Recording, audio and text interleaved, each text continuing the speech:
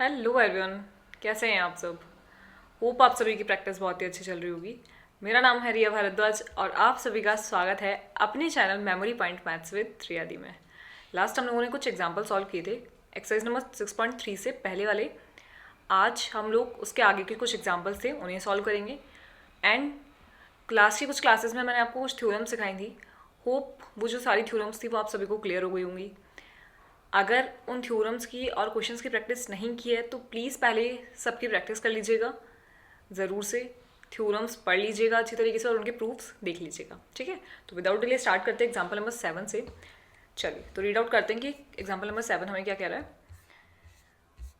A girl of height 90 centimeter is walking away from the base of a lamp post at a speed of 1.2 meter per second. Okay. If the lamp is 3.6 meter above the ground, find the length of her shadow after 4 seconds. तो क्या कह रहा है ये example हमें कि कोई एक लड़की है जिसकी हाइट है 90 सेंटीमीटर और एक लैम्प है। उस पोस्ट लैम्प से वो लड़की 90 सेंटीमीटर की वो लड़की है और वॉक कर रही है लैम्प के आगे की तरफ किस स्पीड से, 1.2 मीटर की स्पीड से। तो मान लीजिए ये कोई लैम्प है ए बी, हाइट पर थोड़ा सा लैम्प बना हुआ है और ये हमारी जो गर्ल हमें गिवन है वो है ये जो सी डी है, ये मान लिया कि कोई गर्ल है और इसकी हाइट कितनी दी हुई है हम लोगों को 90 सेंटीमीटर्स, ठीक है। ये जो गर्ल है गर्ल है हमारी जिसको हमने माना है सी डी, वो उसकी हाइट हमें गिवन है 90 सेंटीमीटर्स। नाउ वो कह रहा है कि is walking away from the base of lamp post at a speed of 1.2 metre per second. ये जो लड़की आगे की तरफ वॉक कर रही है, लैम्प से दूर जा रही है 1.2 मीटर पर सेकेंड की स्पीड से। If the lamp is 3.6 metre above the ground, जो लैम्प है वो 3.6 मीटर अबव है ग्राउंड से, तो हमें क्या बताना है, find the length of shadow after 4 seconds. तो 4 सेकेंड बाद में उस लड़की की जो शेडो है वो कितनी होगी वो हमें बताना है। क्लियर हो गया क्वेश्चन, ठीक है। तो मान लिया कि इसकी जो हाइट है जो लैम्प की वो कितनी हम लोगों को गिवन है 3.6 मीटर्स, ठीक। स्टार्ट करते हैं क्वेश्चन को। सबसे पहले हम जानते हैं कि क्या हम लोगों को ये वाली डिस्टेंस पता है। 4 सेकंड में उसने जितना ट्रैवल करा है, 4 सेकंड में लड़की जो है वो यहाँ से बी पॉइंट से सी डी पॉइंट पर पहुंच गई है डी पॉइंट पर, ठीक है। तो 1.2 मीटर की स्पीड से 4 सेकंड में उसने कितना वॉक करा, उस अकॉर्डिंग हम लोग इसका डिस्टेंस निकाल लेंगे। किसका, बी डी का, क्योंकि बी से डी पॉइंट पे वो पहुंच गई, कौन, वो जो लड़की जो वॉक कर रही है 1.2 मीटर की स्पीड से। तो अगर मैं कहूँगी मुझे बी डी का डिस्टेंस अभी नहीं पता, तो मैं बी डी का डिस्टेंस निकाल सकती हूँ। कैसे, B D is equals to, हम ही जानते हैं कि हमारा जो डिस्टेंस है वो क्या होता है, डिस्टेंस होता है speed is equals to distance upon time. तो डिस्टेंस क्या हो जाएगा, डिस्टेंस हो जाएगा स्पीड इनटू टाइम। ये जानते हैं ना हम ये वाला formula, speed is equals to distance upon time. तो डिस्टेंस हो जाएगा हमारा स्पीड इनटू टाइम, ठीक है। क्रॉस मल्टीप्लाई कर देंगे। नाउ अब हम लोग को स्पीड पता है और टाइम पता है, तो हम लोग ये डिस्टेंस निकाल सकते हैं कि 4 सेकंड में वो लड़की कितना आगे तक गई है। इसका मतलब बीडीए डिस्टेंस हमें पता चल जाएगी। जो हमारा डिस्टेंस है वो हो जाएगा हमारा कितना, स्पीड है हमारी 1.2 मीटर पर सेकंड और टाइम हमें गिवन है 4 सेकंड्स। तो ये जब हमने सॉल्व करा तो हमें मिला 4.8 मीटर, ठीक है। तो ये 4.8 मीटर कौन सी डिस्टेंस आई, 4 सेकंड्स में उस लड़की ने जितना ट्रेवल करा वो डिस्टेंस, यानी कि ये वाली डिस्टेंस आ गई हमारी 4.8 मीटर्स। क्लियर है यहाँ तक क्वेश्चन, ओके। अब हमें ये बताना है कि उसकी जो आगे शेडो बन रही है, यानी कि यहाँ अब लैम्प इधर है, ये कोई लैम्प है, यहाँ कोई लड़की है, तो इसकी जो शेडो है वो बनेगी आगे की तरफ, है ना। यानी कि ये वाली डिस्टेंस यहाँ बनेगी ना शेडो, कोई लैम्प है और उसके आगे कोई लड़की खड़ी है, तो उसकी शेडो उसके आगे की तरफ ही बनेगी, इस साइड तो नहीं बनेगी। ये चीज क्लियर है ना आप सभी को, कि जहां से हमारे पास लाइट आ रही है उसके आगे की तरफ, यानी लाइट अगर पीछे है तो हमारे आगे की तरफ हमारी शेडो बनेगी। तो यहाँ ये वाला जो पॉइंट है, यानी कि डी से A B C D E point मान लेते हैं इसको, तो ये जो डी ई पॉइंट है ये हो गई उस लड़की की शेडो, है ना। यहाँ जब लैम्प है, यहाँ लड़की है, तो ये हो गई उसकी शेडो। अब हम लोगों को क्वेश्चन के अकॉर्डिंग उसकी शेडो की लेंथ निकालनी है, यानी हम लोगों को डी ई लेंथ निकालनी है। क्लियर है? हम लोगों को क्या पता है, ए बी की डिस्टेंस पता है, सी डी की पता है, और बी डी की हम लोगों ने निकाल लिया। नाउ अब क्या करते हैं कि रेशियोज लेने की कोशिश करते हैं। तो लेते हैं इन ट्रायंगल, दो ट्रायंगल्स मान लिए मैंने, मान लीजिए A B E and triangle C D E. क्या मैं इसमें कोई रिलेशन निकाल सकती हूँ? सोचिए, क्या मैं इसके अंदर कोई रिलेशन निकाल सकती हूँ? एंगल ई जो है वो एंगल ई के इक्वल होगा ही होगा, दोनों कॉमन एंगल दोनों में है ना। और साथ में अगर मैं कहूं कि हमारा जो एंगल बी है वो एंगल डी के इक्वल होगा, हो सकता है ना? क्यों? क्योंकि लैंप और लड़की दोनों ग्राउंड के परपेंडिकुलर डिस्टेंस पे, परपेंडिकुलर ना। आज हम लोग किसी ग्राउंड पे खड़े हैं तो हम लोग उसके परपेंडिकुलर खड़े हैं, है ना। ऐसा थोड़ी है कि मैं ऑब्ट्यूज एंगल या एक्यूट एंगल बना के खड़ी होती हूँ, नहीं ना। हम लोग हमेशा उसके परपेंडिकुलर खड़े होते हैं, दैट्स मीन हम लोग ग्राउंड के साथ में 90 डिग्री का एंगल बना रहे हैं। सिमिलरली लैंप जो है, जो ग्राउंड पे खड़ा है, वो भी 90 डिग्री का एंगल बना रहा है। इसका मतलब एंगल बी जो है वो हो जाएगा एंगल डी के इक्वल, है ना। ये कैसे? परपेंडिकुलर एंगल्स, दोनों परपेंडिकुलर एंगल है। तो बाय एंगल एंगल रूल हम ही कह सकते हैं कि ट्रायंगल ए बी ई जो है वो हमारा सिमिलर हो जाएगा किस ट्रायंगल के? ट्रायंगल सी डी ई के। यानी कि ये जो हमारा पूरा ट्रायंगल है ये इस छोटे वाले ट्रायंगल के सिमिलर हो गया। अब जब सिमिलर हो गया तो हम क्या जानते हैं, इसके रेशियोज हम लोग इक्वल कर सकते हैं। तो करेंगे रेशियो इक्वल। अगर मैं इनके रेशियो इक्वल करे तो मुझे मिला क्या? B E upon D E is equals to A E नहीं लेते क्योंकि ए का हमें कुछ काम ही नहीं है, हमें काम है इस वाली एंगल का, किसका? सी डी का, सी डी वाली साइड का और ए बी का। तो इस वाली साइड के रेशियोज को इक्वल करते हैं। उसका जिसका काम नहीं है उसको रहने देते हैं, फालतू क्यों लेंदी करना है ना। तो लेते हैं C D A B upon C D, ले सकते हैं ना इसको। तीनों साइड्स के जो रेशियोज हैं वो उसके इक्वल होंगे, होंगे ना। क्यों? क्योंकि हमारा जो एंगल ए बी ई है वो हमारे सी डी ई के सिमिलर हो चुका है। अब जब रेशियोज इक्वल हैं तो हम लोगों को इनकी वैल्यूज पता है ना। क्या? बी हमारा कितना है? मान लिया कि डी जो है हमारा वो एक्स है, तो बी ई पूरा डिस्टेंस कितना हो जाएगा हमारा? 4.8 प्लस एक्स हो जाएगा। तो बी को मैं लिख सकती हूँ 4.8 प्लस एक्स, और डी मैं जानती हूँ क्या? डी कितना है? एक्स। ठीक है। Now A B distance, A B हमें पता है 3.6 और सी डी हमें पता है 90, बट 90 सेंटीमीटर। इसको मुझे करना होगा मीटर में चेंज। तो यहां लिख देते हैं 90 सेंटीमीटर को जब मैंने मीटर में चेंज करा तो ये हो गया 0.9 मीटर। हो गया ना? क्लियर है कैसे हुआ? 100 से डिवाइड कर देंगे तो 0.9 मीटर मुझे देखने को मिलेगा, मिलेगा ना। सेंटीमीटर से मीटर में चेंज क्यों करना पड़ा? क्योंकि क्वेश्चन में हम लोगों को सारी जो यूनिट्स गिवन है वो मीटर ही गिवन है ना। मीटर पर सेकंड 90 सेंटीमीटर, 90 सेंटीमीटर से हम लोगों ने उसको मीटर में चेंज करा 3.6 मीटर। तो स्टैंडर्ड यूनिट में हम उसको चेंज कर देंगे, सबको मीटर में चेंज रखेंगे, तभी हम लोग क्वेश्चन सॉल्व करेंगे, है ना। तो 90 सेंटीमीटर को कर दिया मैंने मीटर में चेंज। तो ए बी जो है हमारा वो है 3.6 मीटर, और सी डी जो है हमारा वो कितना है? ठीक है। तो आप क्रॉस मल्टीप्लाई कर सकते हैं, बट क्रॉस मल्टीप्लाई करने से पहले क्या यहाँ पे कुछ कट हो रहा है? पॉइंट से पॉइंट हट जाएगा, और ये कितने टाइम्स कट हो जाएगा? 4 टाइम्स। आप इसको क्रॉस मल्टीप्लाई कर देते हैं तो ये हो जाएगा 4.8 plus x is equals to 4x। यही होगा क्रॉस मल्टीप्लाई करके, है ना। तो x के रिजल्ट्स को ले जाते हैं एक साइड और 4.8 को रहने देते हैं इधर ही। तो 4x माइनस एक्स माइनस का हो जाएगा उधर जाके, तो ये हो गया 4.8 इज इक्वल्स टू 3x, और 3 आ जाएगा 4.8 के डिवाइड में, और यहाँ रह जाएगा x। अब जब मैंने 3 को 4.8 से कट करा तो मुझे कितना मिला? मुझे x का वैल्यू मिला 1.6 metre.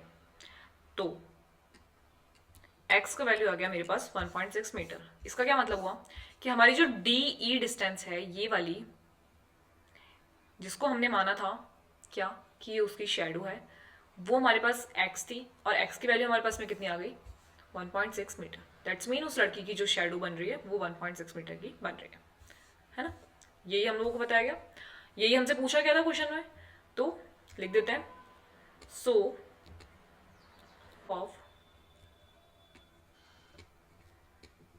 of the girl is 1.6 metre. Okay, और यही हो गया हमारा आंसर। होप कि क्वेश्चन अच्छे से समझ आ गया होगा क्या करा है हमने क्वेश्चन के अंदर। बहुत ही इजी क्वेश्चन था, है ना, बिल्कुल इजी क्वेश्चन था। सिर्फ क्या यूज करा है, हमारी जो बेसिक पोर्शनल थ्योरम थी वो, और कुछ बेसिक्स चीजें जो हम लोगों को पता होनी चाहिए कि एंगल्स रूल हम लोग किस अकॉर्डिंग इसमें लगा सकते हैं, उस अकॉर्डिंग हमने इसको प्रूव करा और हमारे जो वैल्यूज थी वो हमने फाइंड कर लिया। ठीक है, एक बार पढ़ लीजिए किस तरीके से फाइंड करा है हम लोगों ने, फिर आगे का एग्जाम्पल करते हैं। पढ़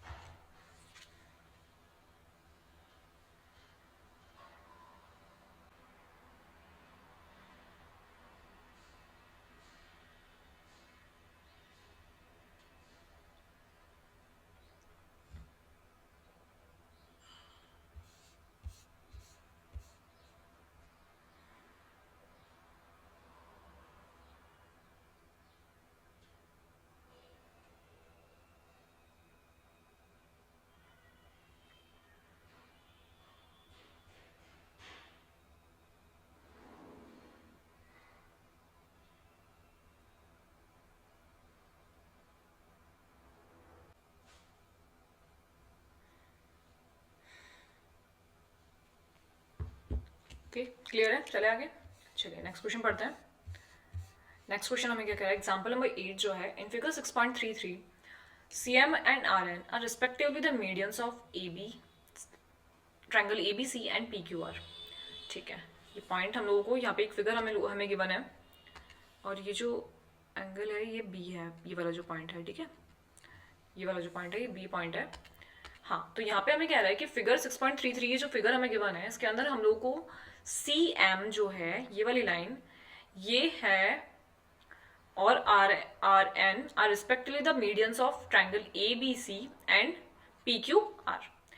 क्या कह रहा है कि CM और RN जो है इन दोनों ट्रायंगल्स की मीडियन है। मीडियन का क्या मतलब हुआ, मीडियन का मतलब ये हुआ कि AM इक्वल हो जाएगा MB के। क्यों? क्योंकि ये इस ट्रायंगल को बिल्कुल मिड में से कट कर रही है। दैट्स मीन वो हमारी जो साइड है AB उसको भी मिड में से कट करेगी, यानी कि AM और MB ये आपस में इक्वल हो जाएंगे। सिमिलरली जब RN हमारे ट्रायंगल PQR को मीडियन से कट कर रही है, बिल्कुल मीडियम से कट कर रही है, तो हमारी जो ये वाली साइड है कौन सी PQ, इसमें हमारा PN और NQ ये आपस में इक्वल हो जाएंगे ना। ठीक है, मीडियन का मतलब समझ में आ गया किस अकॉर्डिंग कट हो रहा है। अच्छा, तो और हमें क्या कह रहा है, इफ ट्रायंगल ABC, ये जो ट्रायंगल है पूरा ABC ये सिमिलर है PQR के, तो हमें ये तीनों चीजें प्रूव करनी है। ओके, तो पहले हम लोग लिख लेते हैं कि हम लोगों को सिमिलर गिवन है, तो सिमिलर से हमें क्या क्या चीजें पता चल रही है वो चीज।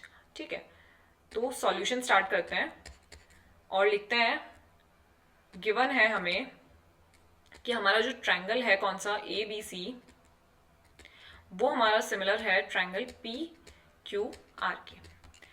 अच्छा, अगर ये सिमिलर है तो सबसे पहली बात हमारे क्या दिमाग में आती है, रेशियोज इक्वल कर दो, रेशियोज इक्वल कर देते हैं। तो क्या मैं लिख सकती हूं कि A C upon P R is equals to A B upon Q P is equals to B C upon Q R. देखिए ध्यान से, क्या मैं इसको लिख सकती हूं,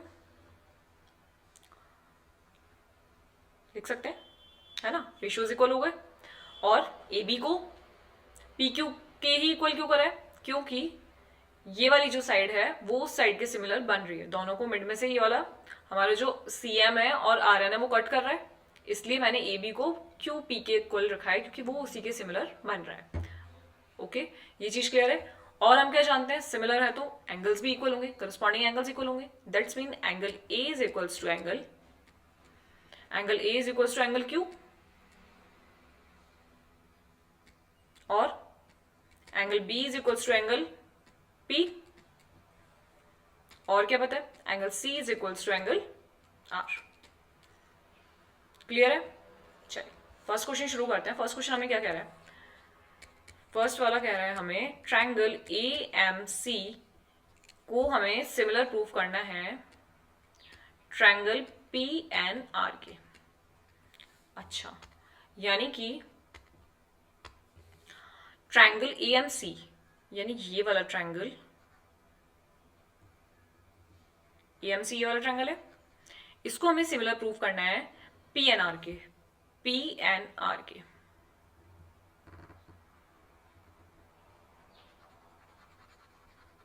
इस वाले ट्रायंगल के, ठीक है, समझ आ गया किसको, दो ट्रायंगल्स जो ये हम लोगों के बने हैं इनको हमें सिमिलर प्रूफ करना है। ठीक है, चलिए शुरू करते हैं क्वेश्चन को। क्या करना है, सबसे पहले जो गिवन है उसी से स्टार्टिंग कर देते हैं। क्या मुझे ए सी और पी आर लाइन में कुछ पता है क्या? ए सी अपॉन पी आर जो है हमारा वो किसके इक्वल है, किसके इक्वल है? तो मैं इसको लिख सकती हूँ A B upon P Q के इक्वल। तो जो हमारा ए सी है, A C upon P R, वो हमारा इक्वल है A B upon Q B के। अच्छा, ये मैंने क्यों करा?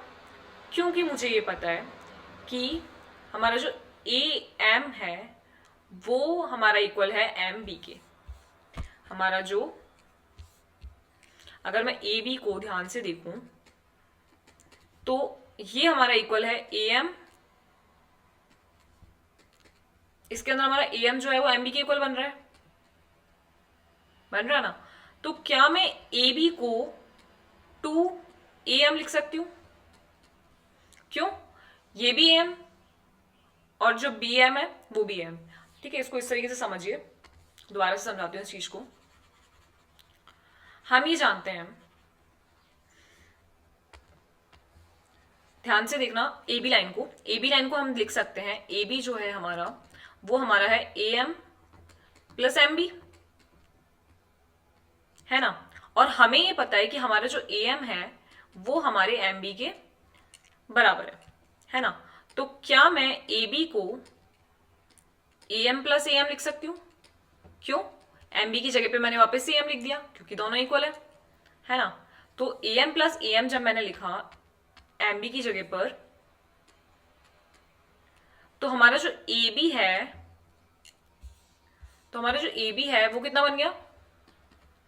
2 ए एम, है ना। इसका मतलब मैं ए बी को लिख सकती हूं 2 ए एम, लिख सकते हैं ना। देखिए, अब देखिए, दिख रहा है?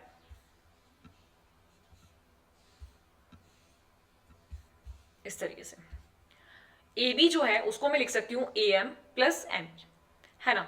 और मैं ये जानती हूँ कि हमारा जो ए एम है वो हमारे एम बी के इक्वल है। तो मैं इसकी जगह पर, किसकी जगह पर, एम बी की जगह पर वापस से ए एम लिख सकती हूँ। तो क्या मैंने इसको इस तरीके से लिखा तो सही लिखा है? सही लिखा है ना। तो हमारा जो ए बी है वो क्या हो गया? 2 ए एम के इक्वल। सिमिलरली क्या मैं पी क्यू को 2 एन पी लिख सकती हूँ?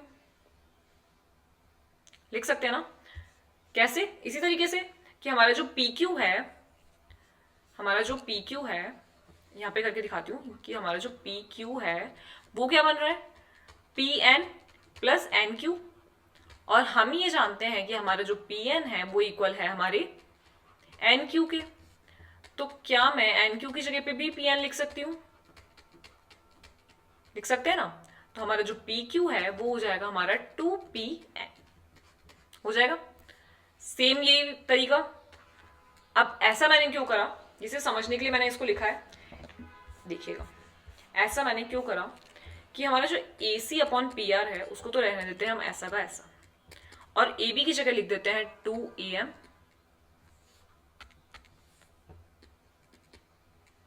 और क्यू बी की जगह क्या लिख देते हैं,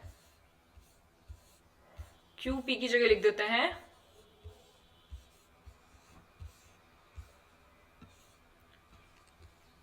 क्यू पी की जगह लिख देते हैं 2 PM, 2 PM। और यहां लिख देते हैं, ऐसा हमने क्यों लिखा, क्योंकि हमें पता है कि ए एम जो है वो एम बी के बराबर है और पी एन जो है वो एन क्यू के बराबर है, इसलिए हम लोगों ने इसको ऐसा लिखा।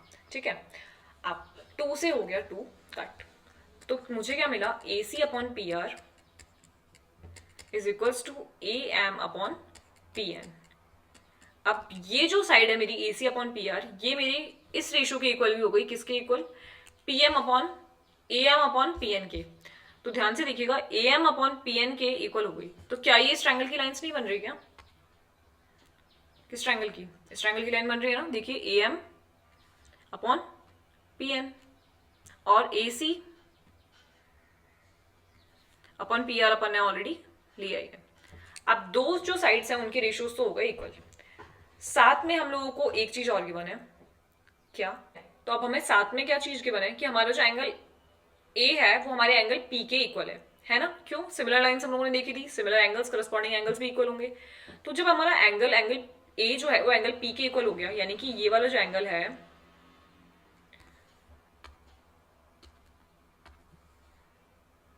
ये वाला जो एंगल है वो एंगल हो गया इसके इक्वल। तो क्या मैं अब इस ट्रायंगल को ए एम सी को और एन पी आर को सिमिलर कह सकती हूँ? तो पहले लिख देते हैं, एंड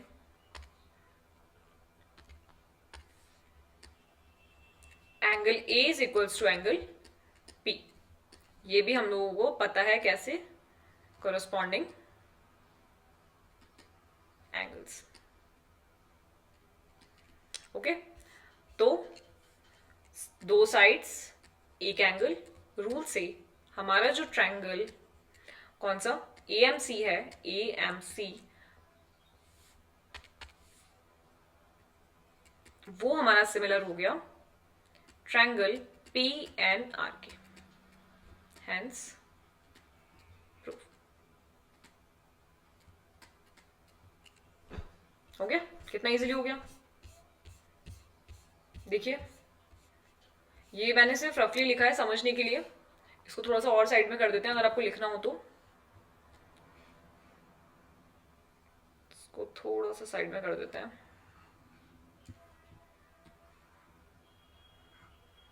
इसको लास्ट में लिख लीजिएगा। पहले क्वेश्चन को एक बार समझ लीजिए, फर्स्ट वाले को, फिर आगे वाले क्वेश्चन को सॉल्व करते हैं। देखिए किस अकॉर्डिंग सॉल्व कर रहा है, जो चीज हमें गिवन थी उसे लिखिए, उससे हमें क्या क्या पता चल रहा है वो चीज लिखिए, और फिर क्वेश्चन को सॉल्व करना शुरू कीजिए। देखिए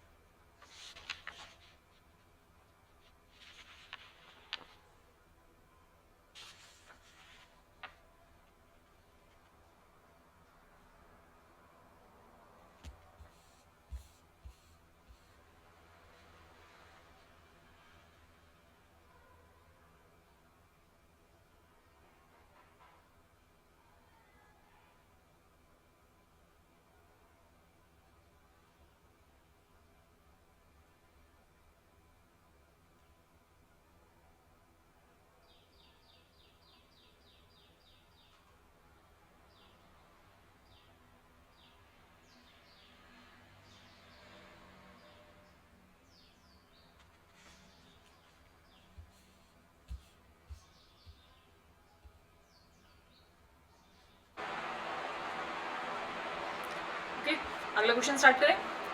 हाँ, तो नेक्स्ट हमें क्या प्रूव करना है कि हमारा जो C M upon A B है वो हमारा इक्वल होगा R N upon P Q के। इसको लिख लेते हैं।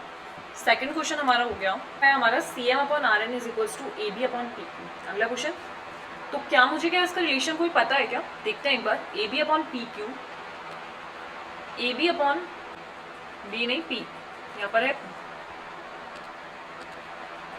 हाँ, तो A B upon P Q जो है वो हमारा इक्वल है किसके? A C upon P R के। और A C upon P R का भी हमें काम है क्या यहाँ पे? नहीं, हमें काम है C M upon R N का, C M upon R N. ठीक है, तो सबसे पहले तो ये देखिए कि हम लोगों ने ये जो ट्रायंगल प्रूव करा है यहाँ पे, इस ट्रायंगल से हम कह सकते हैं कि इनकी जो रेशियोज है वो भी इक्वल होंगे ना। तो यहाँ लिखते हैं by if triangle A M C is perpendicular to triangle P N R. तो यहाँ से मुझे क्या पता चल रहा है कि मेरी जो साइड है, कौन कौन सी साइड मैं इसमें देखती हूँ, ए एम सी और पी एन आर जब हमारा इक्वल है तो हमारा जो साइड है कौन सा,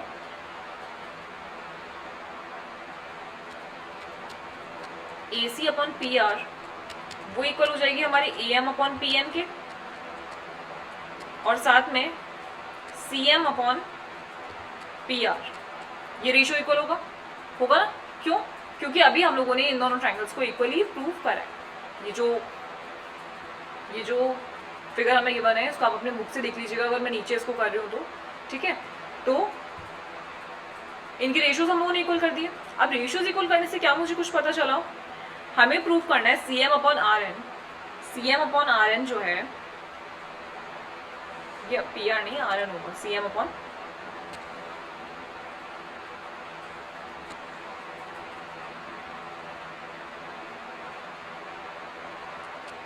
सी एम अपॉन आर एन, है ना। तो क्या मुझे यहाँ से कुछ पता चल रहा है? C M upon R N से जो है वो हमारा इक्वल है A B upon P Q के। ये हमें प्रूव करना है, A B upon P Q के। ठीक है, तो ध्यान से देखिएगा, क्या मैं इन दोनों को, अगर मैं इन दोनों फिगर्स को साथ में ले लूँ, इन दोनों रेशियोज को, A M upon P N is equals to C M upon R N, और अगर मैं ए एम के दोनों तरफ 2 लगा दूं, 2 ए एम, तो उससे कुछ फर्क तो पड़ेगा नहीं क्या? जब मैं डिवाइड में ऊपर नीचे दोनों साइड 2 मल्टीप्लाई कर रही हूँ तो मेरी इक्वेशन में कोई फर्क पड़ा? नहीं पड़ा ना। 2 से 2 कट हो जाएगा, कोई फर्क नहीं पड़ा। बट हम ये जानते हैं कि 2 ए एम किसकी वैल्यू है? 2 ए एम वैल्यू है, अभी मैंने आपको सिखाया था सॉल्व करके, 2 ए एम वैल्यू है ए बी की। सिमिलरली 2 पी एन वैल्यू है पी क्यू की, है ना। ये जो मैंने रफली आपको वो करवाया था, 2 पी एन पी क्यू की वैल्यू है और 2 ए एम ए बी की वैल्यू है। कैसे? क्योंकि वो दोनों, ये जो पूरी साइड है ये उस दोनों साइड्स को प्लस करके ही तो बन रही है। इसीलिए क्या मैं 2 पी एन की जगह पे पी क्यू लिख सकती हूँ? क्या मैं 2 पी एन की जगह पे पी क्यू लिख सकती हूँ? सिमिलरली 2 ए एम की जगह पे ए बी लिख सकती हूँ। तो लिखते हैं, तो 2 ए एम की जगह पे लिख दिया मैंने ए बी, और 2 पी एन की जगह पे मैंने लिख दिया पी क्यू। और ये हमारा किसके इक्वल हो गया? C M upon R N. और क्या यही मुझे प्रूफ करना था? A B upon P Q is equal to C M upon R N. हो गया easily proof, hence proof. Easy था, पढ़िए एक बार किस तरीके से करा है। और ये जो रफली वर्क मैंने आपको करवाया है ना, इसको मैं आपको डिस्क्रिप्शन में सब कुछ दूंगी, वहां से अच्छी तरीके से लिख लीजिएगा। अभी सिर्फ मैं आपको रीड आउट करने का टाइम देती हूँ, लिखने के लिए डिस्क्रिप्शन में पीडीएफ प्रोवाइड करवा देंगे। ओके, तो पढ़ लीजिए एक बार किस अकॉर्डिंग करा है। बहुत ईजी था, प्रूफ था बिल्कुल। देखिए,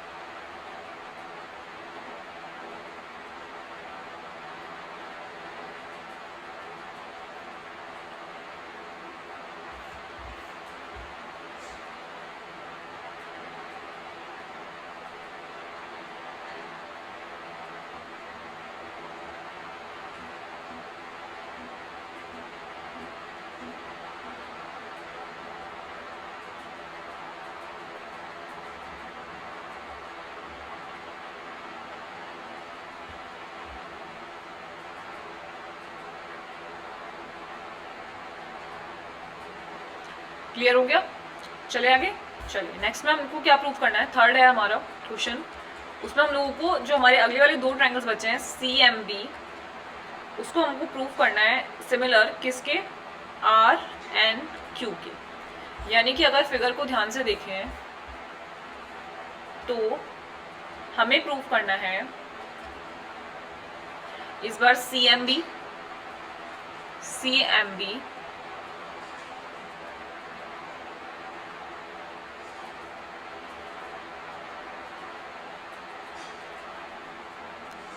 इसे हमें प्रूव करना है सिमिलर RNQ के, RNQ इस वाले ट्रायंगल के।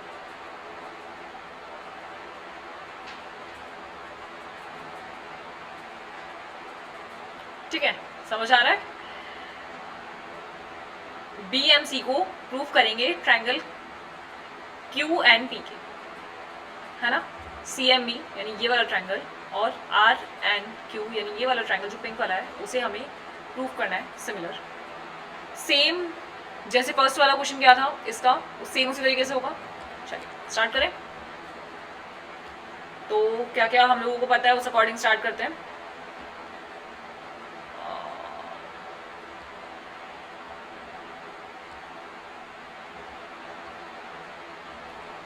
चलिए, तो CMB ट्रायंगल है और RNQ।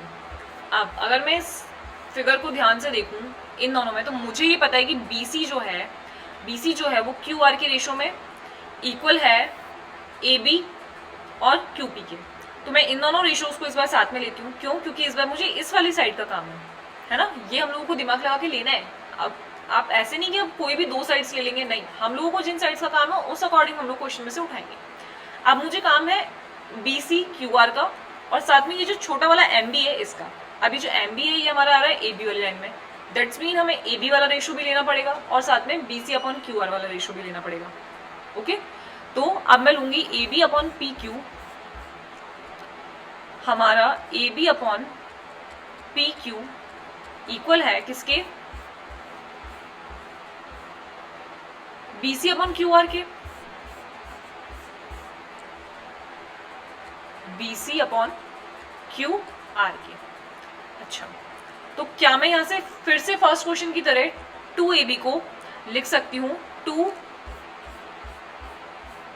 इस बार हमें कौन सी साइड चाहिए, MB। तो AB को हम लिख सकते हैं AM, AB को हम लिख सकते हैं AM प्लस MB, और ये दोनों साइड्स आपस में इक्वल हैं, तो मैं AB को लिख सकती हूँ 2MB, लिख सकते हैं जैसा मैंने पहले समझाया। सिमिलरली PQ को मैं लिख सकती हूँ 2QN, क्योंकि QN और PN इक्वल है, तो 2QN लिख देंगे, लिख सकते हैं ना। जैसा कि सेम फर्स्ट वाले क्वेश्चन में करा है बिल्कुल वैसे ही करेंगे। AB को लिख देंगे 2MB और QN को लिख देंगे, QP को लिख देंगे 2QN। चलिए, तो इसको मैंने लिख दिया, AB को मैंने लिख दिया 2MB और PQ को मैंने लिख दिया 2NQ, और BC अपॉन QR को रहने देते हैं ऐसा का ऐसा। अब ये 2 से 2 कट हो गया और यहाँ बचा MB अपॉन NQ और BC अपॉन QR। अब दो साइड्स तो हमारे ट्रायंगल की हो गई इक्वल, है ना। और हमें क्या पता है, हमें ये पता है कि हमारा जो एंगल B है वो हमारे एंगल Q के इक्वल है। ये पता गिवन है कि हमारा जो एंगल B है, हमारा जो एंगल B है वो हमारे एंगल Q के इक्वल है ना। अब जब ये इक्वल है तो दो साइड्स इक्वल हो गई और एक एंगल इक्वल हो गया। तो क्या लिखूं इसको, यहां लिख देते हैं कि हमारा जो एंगल B है वो हमारा इक्वल है एंगल Q के। ये दोनों चीजें हमको गिवन है। तो दो साइड्स के रेशियोज और एक एंगल जब इक्वल हो गया तो हमारा जो ट्रायंगल है CMB वो हमारा सिमिलर हो गया triangle RNQ। Hence proof. Same first वाला जिस तरीके से प्रूफ करा है उसी तरीके से प्रूफ करना है।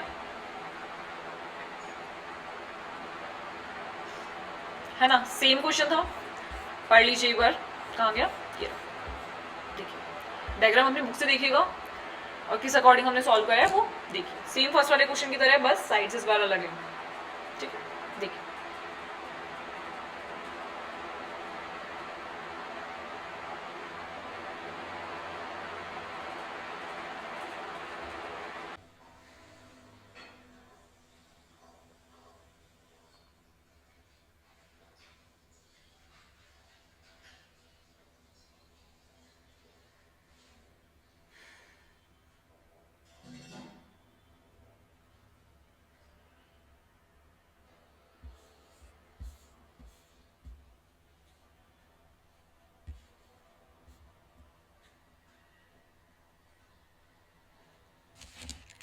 ये तो बिल्कुल इजी लगा होगा, बिल्कुल सेम फर्स्ट वाले क्वेश्चन की तरह।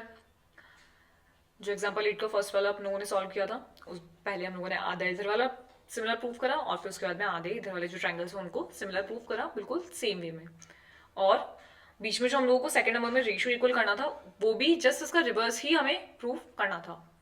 ठीक है, तो इसी के साथ में हमारे जो एग्जाम्पल्स हैं 6.3 के पहले वाले वो कंप्लीट होते हैं। आगे क्लास में हम लोग एक्सरसाइज नंबर 6.3 स्टार्ट करेंगे, उससे पहले ये सारे एग्जाम्पल्स की प्रैक्टिस एक बार खुद से जरूर कर लीजिएगा। ठीक है, तो मिलते हैं अगले लेक्चर में, जब तक के लिए प्रैक्टिस कीजिए और क्लास को लाइक और शेयर करना बिल्कुल मत भूलिएगा। और अगर चैनल को अभी तक सब्सक्राइब नहीं किया है तो सब्सक्राइब कर लीजिएगा। ठीक है, have a nice day, bye bye.